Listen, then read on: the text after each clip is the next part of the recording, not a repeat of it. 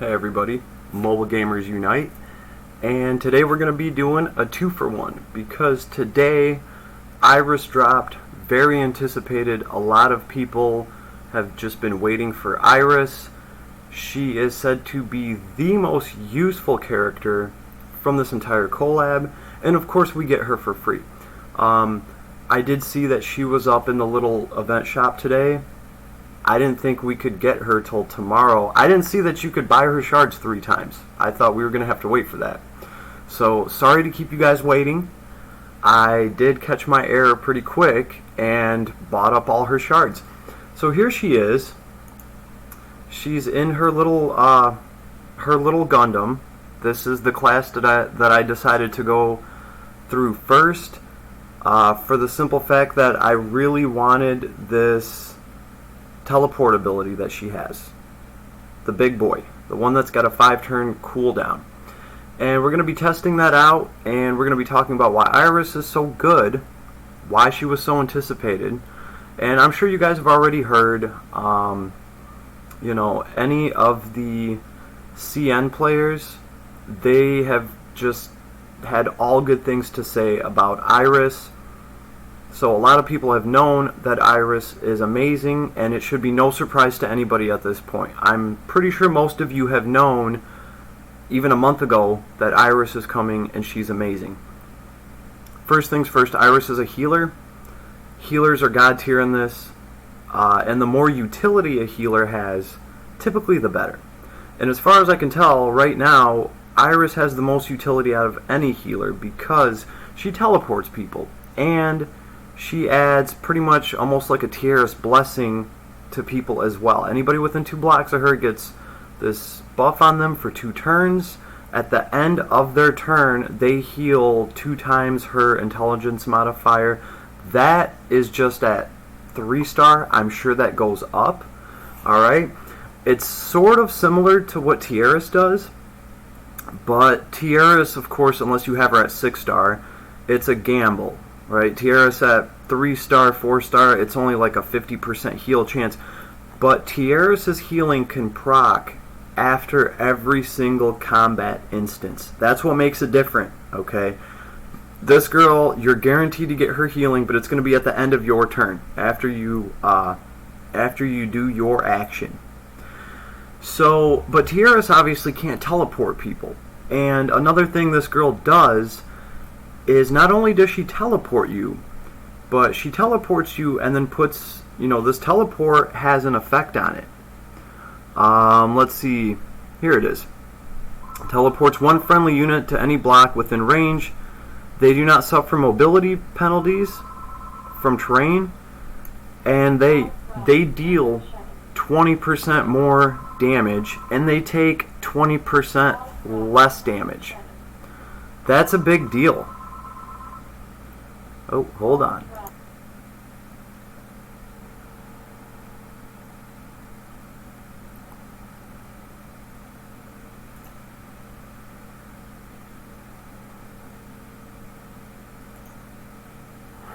Alright, where were we now?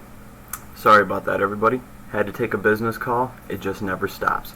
Regardless, we were talking about the amazing ability that Iris has with her teleport, because let's see, what is Tiara's buff?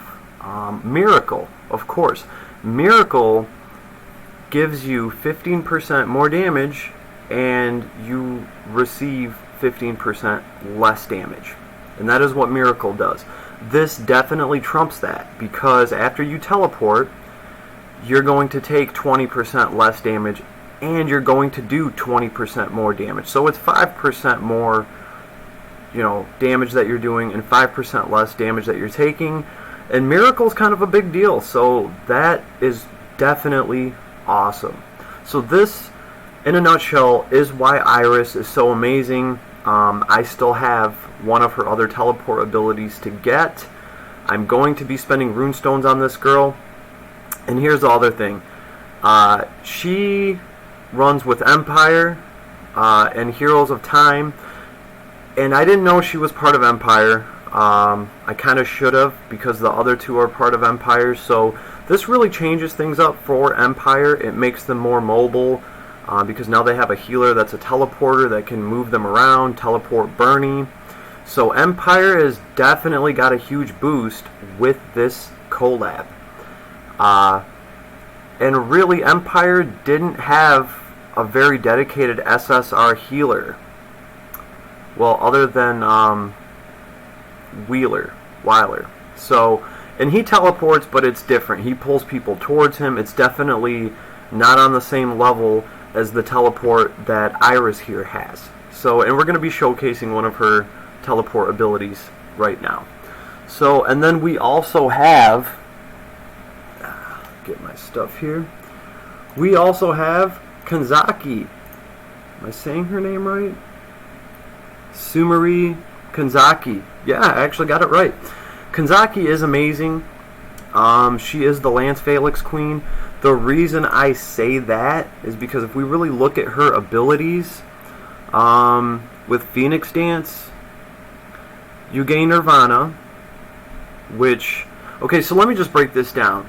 For 2 turns after you use Phoenix Dance, pretty much Vargas and Freya come together and they have a baby, and that baby is you for 2 turns, because this girl gets to shrug off fatal damage and heal 10% of her hit points, so she effectively gets to just discard a fatal blow, which is kind of what Vargas does. He can come back to life once. It's the same thing. Let's see. Here it is. Lance Phalanx defense increases by 20%. That's huge, everybody. Lance Phalanxes already have a high damage reduction. They have a high defense, no matter who is using them. But to add 20% more defense to Lance Phalanxes, that is just completely off the chain. So while this is active for 2 turns, she is super tank. The limitation is she cannot tank magic attacks. She's only going to be a dedicated physical tank, so that is something to keep in mind. Alright? And of course, you know, just like Freya, she gets to trigger Barb, fixed damage after battle. So this girl can be very gnarly, and this is just one of her abilities. Her talent does 2 things. Her attack range is increased by 1, and I know what you're thinking. Oh great, so she can retaliate like Landius. She cannot. Only she has a 2 block attack range. Her troops do not. When Landius retaliates against a ranged unit, he also lets his troops attack. So, but because of her, the other half of her talent, if her troops got to attack, she would just be too OP. The other half of her talent is, for every troop that she has that dies, she gets a percentage to her attack and to her skill. It maxes out at 5%. Really think about that, boys and girls. With all of her Lance Phalanxes dead, she gets 50% more to her attack and to her skill. That is absolutely off the chain. So when this character's done and she has good equipment and everything, when her Lance Phalanxes die, she's going to have like a 2,000 attack easily. It's very easily doable, and of course she can attack people 2 blocks away. Now if you put an item on her like the clothesline pole, which mine is wearing right now, she can effectively reach people 3 blocks away. Very nifty. She absolutely destroys catapults, and she just becomes a nightmare to deal with.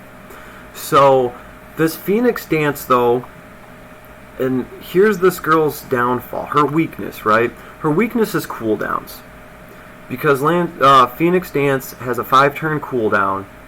So the best thing you can do if you're fighting this girl is to kind of wait her out.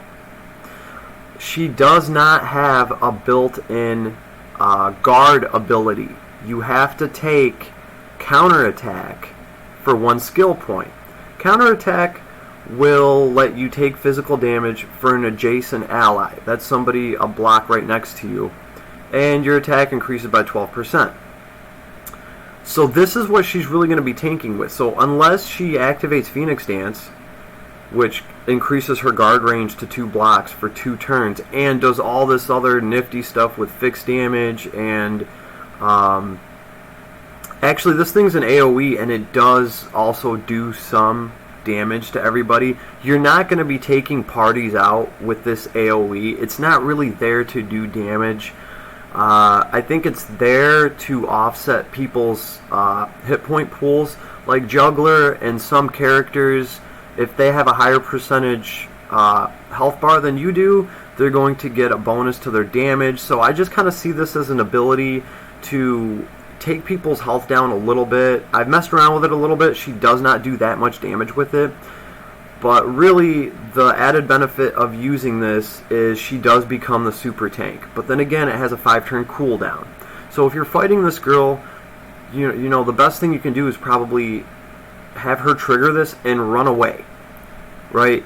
Run away, evade her for 2 turns, and then after that, she'll only be able to block units that are within 1 block of her. And that's if she has counterattack. If she doesn't have counterattack, she literally cannot be a tank unless Phoenix Dance is activated. Right? She does have another AoE. I choose not to use it because I use Strike instead. This is one of my favorite things about this character. She's the only Lancer tank that I know of that has a skill that adds to her movement. So you don't have to put Breeze on this girl. And a lot of you are going to be tempted to put Clock on her because, you know, Phoenix Dance is an AoE and it does hurt people around her, which means Clock is applicable to it. If you get lucky, Clock procs, then hey, after this wears off, you can throw it again and you can just be that super badass tank for, 4 turns straight. The thing is, I really think this girl benefits from having the steel rune set on her, and if you're putting Clock on her, you're taking that away from her. From what I've seen, running her with Lance Phalanxes, and I'm going to tell you right now, mine is at 4,600 power, so I did get her above 4K just to see what she's all about, to give her a fair shot, and I am very happy with her. The Lance Phalanxes, they really take a lot to kill off, and when they get killed off, she gets a super high attack. Mine has 491 base attack. Her attack can go up to almost 1,000, and mine's only at 4,000 power level. Her gear's not fully leveled. She's not bonded. There's a lot of puzzle pieces missing from her, okay? So she is still gnarly, and she can do a lot, and we're going to showcase that. So, of course, we also have Sakura here, just in the spirit of things, because we are talking about, Sakura Wars. So let's just get this little shindig started. This is a level 52 level, and I chose this one because I had enough energy to do it. So let's see, how about we try to teleport Bernie.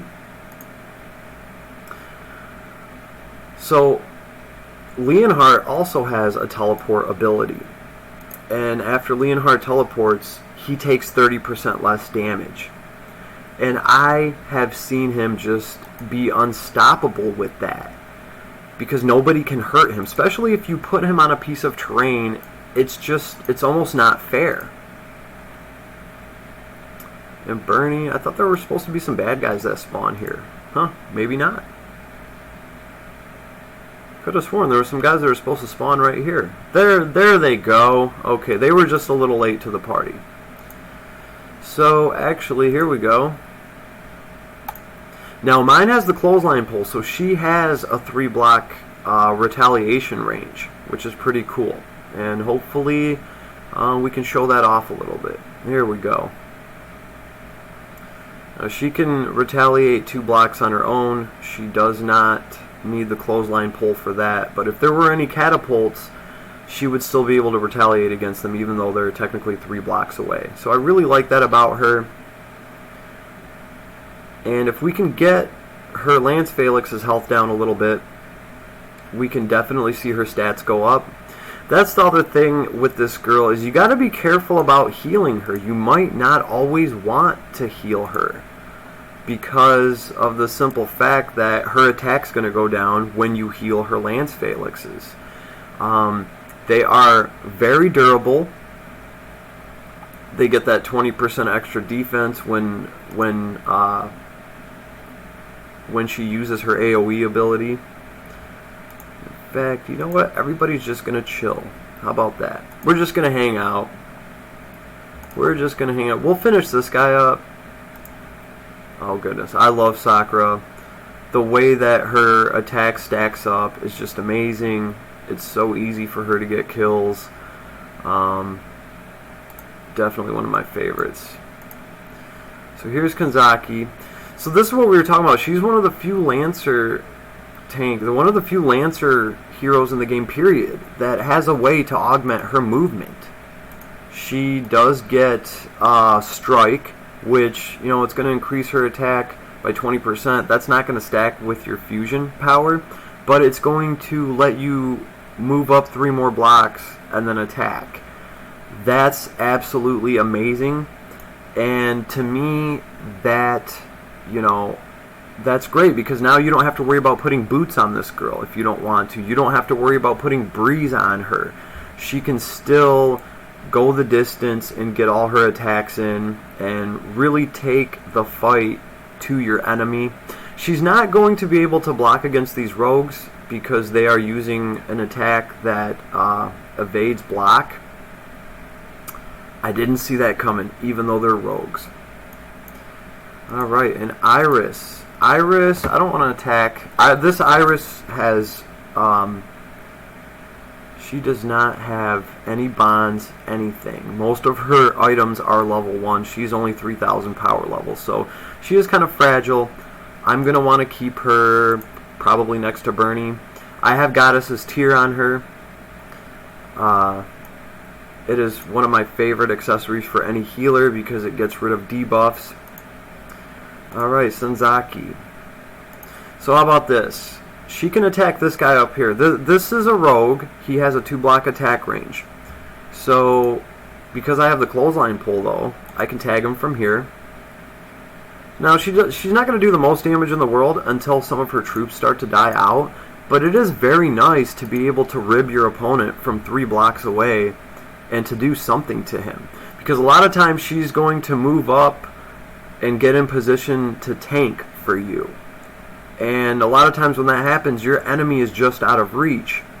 So it's really nice for her to be able to move up, get into a position where she can tank, and then still be able to do an attack on an enemy that's 3 blocks away. It just makes sense. Instead of just standing, at least she's going to be able to do something. So I really do favor the clothesline pull on her. I just think it's great. And of course, all this healing that we're seeing, this is off of Iris. This is off of Iris's talent. We'll look at that right now. Now, everybody's not healing for much because Iris, she doesn't have the highest stats right now. And that's the other thing, too, that I'm happy about. Because she's Empire, she's obviously going to get a stat buff from the Empire Fusion buff. And I've talked about healers before, and I've said that, hey, usually for a healer, stats, fusion powers aren't really that necessary, but it does help with Iris because she does not have an S stat. Iris has an A stat, and rightfully so, because I think if the girl had an S stat, she would just be way too OP. She's really ability based anyway. You're going to be running her for her teleport ability and all that fun stuff. So, but I've always said you can run any healer with any fusion because, you know, your healer doesn't really need the fusion buff. Although it's nice to have that extra 20% to your intelligence just so you can heal that much more. So this is pretty much in a nutshell how these characters play. And of course Leonhardt is in this faction group too, so you can just do so much with Iris teleporting people. Leonhardt has his own teleport, and then on top of that, Iris throws this this buff on you that heals you. She's only healing for 800 right now, but that's still pretty sweet. In fact, you know what? Here. This is what I like about Kanzaki. She's in tank mode right now, and she has Lance Phalanxes. I can use Strike. Bam, I can get up there. Actually, I can even go one block past him if I want. But, here. We'll attack him head on. Maybe he'll kill some Lance Phalanxes, but it's not very likely. And like I said, when those Lance Phalanxes do start dying, her attack goes up. But I can't stress enough how much it actually takes to kill those Lance Phalanxes. They can just take wave after wave after wave of attacks, and when it's all said and done and they are dead, her attack goes through the roof. So whoever she retaliates against is just going to get wrecked. And here we go. This guy right here is a ranged unit. He's got archers, this necromancer. Well, she can reach out and she can tag him because of that clothesline pull. And, oh, I love that. The fixed damage, actually her attack was 590. Now it's 609 because one of her Lance Phalanxes died from the fixed damage from this guy. So I like that. I really like the fact that you can purposely take some damage in order to increase your attack. And like I said, you got to be careful with healing this girl because you might not want to heal her up depending on what you're trying to do. If you're trying to mount an assault, maybe you should leave your Lance Phalanxes dead so that you can just do that much more damage. So now that we're done with this map and I actually got a chance, this is my first time running Iris, by the way, everybody. I just got her just through whatever items I had on her, and actually I was pretty lucky. I did have a few good items to throw on this girl. Let's look at her real quick, and I'll tell you why I put what I put on her and how lucky I was just to have this stuff lying around. So I have Oliver's staff on her. The reason I went with Oliver's staff instead of the Goddess's left hand or the mistletoe, you're going to want something with healing effects so that when people get a heal off of her talent, it's increased. That's just common sense.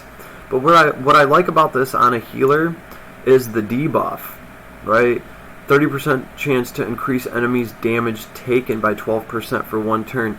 So if I'm in a pinch and Iris is really just doing nothing, I can have Iris attack hoping to throw Ancient Sage onto the enemy, and for the rest of that turn, they're going to take, 12-20% more damage when this is all leveled up from all the rest of my heroes. So she, with Oliver's staff, she can increase the damage that my other units do, and I really like that, okay? Tenyer's robe, I've been fortunate enough to pull 2 of these in the past week, so of course one of them went on her. I think this is absolutely amazing. Gives you a little bit of hit points. When you're attacked, 15% chance to dispel 1 buff and inflict 1 random debuff. That can also be very useful. I went with the Y-Wraith for a headpiece. Because this girl is going to be spamming her her talent and the healing ability that comes with it, she's going to be getting close to people, right? Just like Tiaris. So when she does, she can also give the festival greeting blessing. This is pretty much going to increase your magic defense by a little bit, and the important thing is negate stun, buff negation, and speed decrease effects for 1 turn. So I would suggest having a headpiece on this girl that gives some sort of blessing. There is an SR item that does the same thing, and really the important thing is like the speed decrease effect and the buff negation. That's what you really want, because this girl's already going to be surrounded by everybody, so she can give them the healing from her talent. So why not have her also give somebody this blessing? It just makes sense to me. And then, of course, the Goddess's tier. I love this thing. This is, I honestly think right now every single healer that I have has the Goddess's tier equipped for the simple fact that it gets rid of debuffs. That's always useful. And yeah, this is my go-to item to put on a healer, the Goddess tier. I think I have like 4 of them in effect right now. I don't even think I have a healer that just doesn't have one of these equipped. I seldom, if ever, find a reason to take the Goddess tier off and equip something else. It just makes sense to me because we're always dealing with debuffs, and I think your healer should always be taking debuffs off anytime she can. So this is my Iris. Pretty straightforward and simple. And now, of course, Kanzaki, since we're doing a 2-for-1. Now Kanzaki, I did build up a little bit. She's at 4,500. I have the clothesline pull on her because I like the added range. Now, another important thing about her is she does have some skills like Iron Helmet. When attacked with a ranged attack, 25% chance to reduce damage taken by 50%. So she already has something in her kit to make her more deadly against archers and ranged attackers, which is really good, especially for Empire, because Empire doesn't have a tank that does that. Bernie cannot retaliate 2 blocks. He'll take damage from an archer, but he's not going to be able to retaliate. This girl can. Even without the clothesline pull, she can retaliate against archers. With the clothesline pull, she can retaliate against the catapults. So yeah, you better believe that if I run into a level where there's 20 catapults, this is the tank that I'm going to put in. And while we're talking about tanks and Bernie, this is why I think Empire got the biggest buff, because now my Bernie can be used as an assault unit. Right, he doesn't have to tank for that faction because I can bring this girl in and she can tank. So, and same thing with Iris. It's a complete game changer for Empire. We have a teleport healer now, and we have a tank that can take Bernie's place. Now Bernie can run around and do damage to people. So I've really been thinking about what I want to do with my Bernie. If I want to rebuild him into more of a damage dealer than a tank. I don't know, I'm pretty happy with him the way he is right now. My Bernie is ranked, I think, top 3 or 4 on this server. But at least this gives me an option. If I want to run Bernie as a damage dealer, I can. My Bernie has the Apex boots, so he's already halfway there as far as being an assaulter goes. So that's pretty much the main reason why I really wanted to pull Kanzaki here, is just to give my Bernie a little bit more play. Alright, so here's her other AoE, the Butterfly Dance. Attacks all enemies in one surrounding circle, deals 0.3 AoE damage. Okay, and here's the important part. She puts bleeding on them for 2 turns. And Sakura has the same bleeding effect with one of her AoE attacks. This bleeding is off the chain, and it's better than sticky bombs, and let me tell you why. Sticky bombs go off and do fixed damage to you at the end of your turn, after you attack. So if I have 500 hit points left, and you throw 2 sticky bombs on me, and I know I'm gonna die, I'm gonna run up and try to attack anybody I can, and just kind of kamikaze it, right? But if you have bleeding on you, you can't do that, because as soon as you move, the damage is applied to you. Not after you attack, after you move, so before you attack.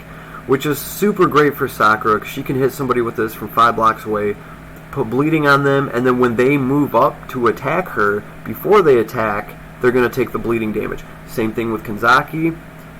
She can hit multiple people with this, put this bleeding effect on them, and of course, the damage you take is 2 times the attacker's attack. Kanzaki can have a 2,000 attack.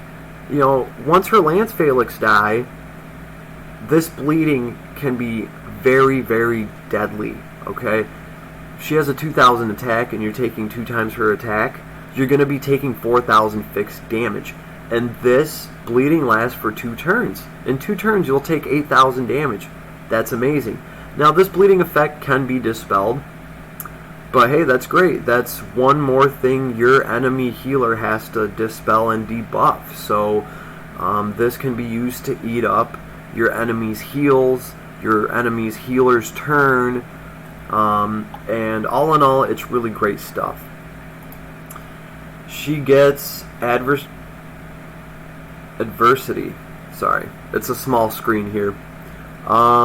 When unit hit point is below 70%, attack and defense increase by 10%. This is a 1-point skill.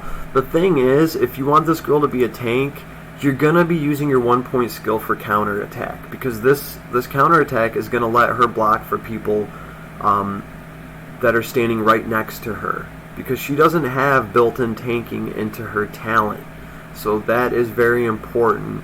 A lot of these 1-point skills you're probably not going to use because you're going to be using counterattack, so she can effectively be a tank for the whole game, even though most of the time she can be considered a subpar tank until she uses Phoenix Dance, because then her tank range increases to 2 blocks. And then of course she does have Armor Pierce. This can be very deadly. Armor Pierce is 30%, minus 30% to your defense. That's huge. And really think about this. It's for 2 turns.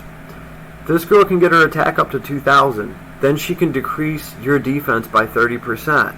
Then she can wail on you with 2,000 attack, and it's just going to completely wreck you. So Armor Piercer's great. I do believe Vargas has this as well.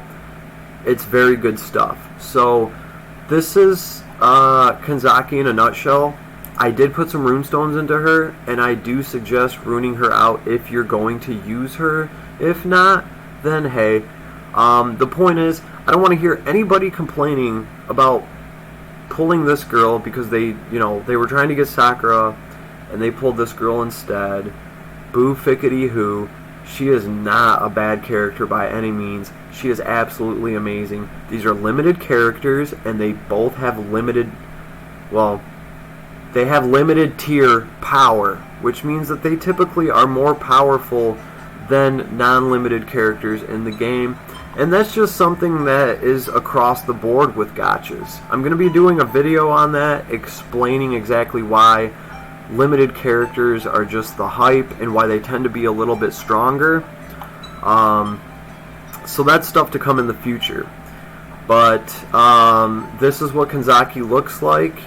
She is definitely worth it if you want a good tank, and I think she can be a very gnarly PvP unit too. If your opponent doesn't know how she works, they can absolutely get slaughtered by her. And the title I am bestowing on her is the Lance Phalanx Queen, because her Lance Phalanxes get that extra 20% defense. And if you put steel on her, that's the rune set that I have on her, it just becomes ridiculous, because your Lance Phalanxes are already, ignoring 30-40%. They have 30-40% damage reduction. Then you put steel on, it's an extra 10%. And on top of that, the Lance Phalanxes are getting 20% more defense. So the damage that they take just becomes minuscule, and as they die, her attack and her stats go up. Another thing I like about her is we finally have the best candidate in the game for carbon fiber armor and the carbon fiber helm. These items for SSRs, they're very plentiful. I've seen a lot of these drop. I've actually broke some of these down just for ore. So it's good to have somebody that can actually take advantage of these and use these. And of course I have the Holy Arc on her so she can reflect damage. That helps with her damage output. Yeah, this is the build I have on her, and I don't think I'm going to be swapping anything out. The armor can be swapped out if you, for Alua's battle armor, so she takes less range damage if you want, if you're going up against a bunch of catapults. I really do like the Holy Arc on her, but the Holy Arc only works when you are taking close quarters physical damage.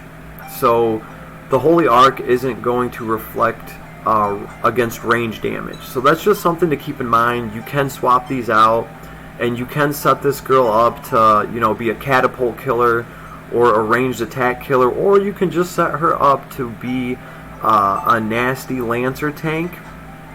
And in a nutshell, this is Kanzaki. And she definitely is a very fun character to play. If you pulled her and you were trying to get Sakura and you were just like, meh, you might want to blow the dust off of her and really take a second look at her, because this character is worth it. There's a lot you can do with her. And like I said, I don't want to hear anybody complaining because they pulled this character. She is definitely badass and she's fun to play.